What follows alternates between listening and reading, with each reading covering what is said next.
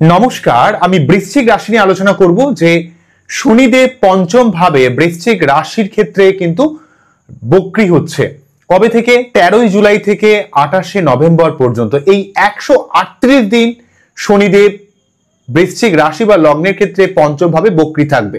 এই বক্রী থাকার জন্য বৃশ্চিকের ক্ষেত্রে কতটা পজিটিভ না নেগেটিভ ফল সেটা কিন্তু আপনাদের একটু সার্বিকভাবে আমি বিস্তারিত ভিডিও করব। তো দু কথায় বলে রাখি, সেটা হচ্ছে এখানে শনি কিন্তু বৃশ্চিকের ক্ষেত্রে খুব একটা পজিটিভ গ্রহ নয়।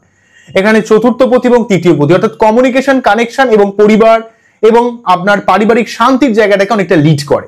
তো এই শনিদেব যখনই বক্রী হয়ে যাবে বৃশ্চিক রাশি বা লগ্নের ক্ষেত্রে, সেখানে বক্রী থাকা মানে আপনার পঞ্চম ভাবে রয়েছে। তাই এখানে বক্রী থাকা মানে আপনাকে কিন্তু পড়াশোনার দিকে, প্রেমের দিক থেকে, সন্তানের দিক থেকে, সন্তান প্ল্যানিং এর দিক থেকে, ব্যবসার দিক থেকে বা যে কাজ আপনি করছেন বা নিজের ক্রিয়েটিভিটির দিক থেকে সার্বিক সাবধানতা অবলম্বন করতে হবে। আপনার নিজের কাজে কোনো রকম কিন্তু ফাঁকি রাখলে হবে না, নিজের কাজে সর্বাত্মক প্রয়াস করতে হবে। এবং যেহেতু এখানে শনিদেব চতুর্থ পতি এবং তৃতীয় পতি, তাই আপনার কমিউনিকেশনের জায়গায় আপনার লোকের সঙ্গে একটু মিশতে হবে, লোকের সঙ্গে কমিউনিকেট করতে হবে, নিজস্ব যে মতামত বা নিজস্ব যে প্রচেষ্টা সেটা সর্বাত্মকভাবে আপনাকে কাজে লাগাতে হবে এবং ফ্যামিলি কেন্দ্রিক উন্নতির জন্য আপনাকে সর্বাত্মক প্রয়াস করতে হবে।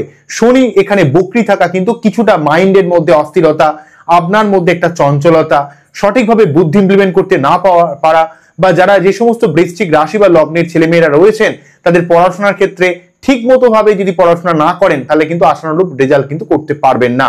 তাই পড়াশোনার ব্যাপারে, প্রেমের ব্যাপারে বা আপনার ক্রিয়েটিভিটির ব্যাপারে, ব্যবসার ব্যাপারে আপনি জীবনের যে সেগমেন্টে দাঁড়িয়ে রয়েছেন সেই সেগমেন্টগুলোতে আপনাকে পরিশ্রম করতে হবে, আপনার নিজেকে 100% এফোর্ট করতে হবে, তাহলে কিন্তু কোনো সমস্যা আপনাকে করবে না।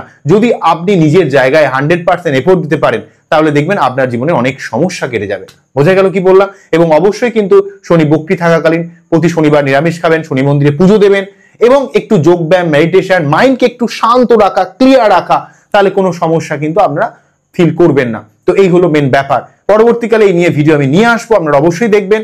নমস্কার, থ্যাংক ইউ।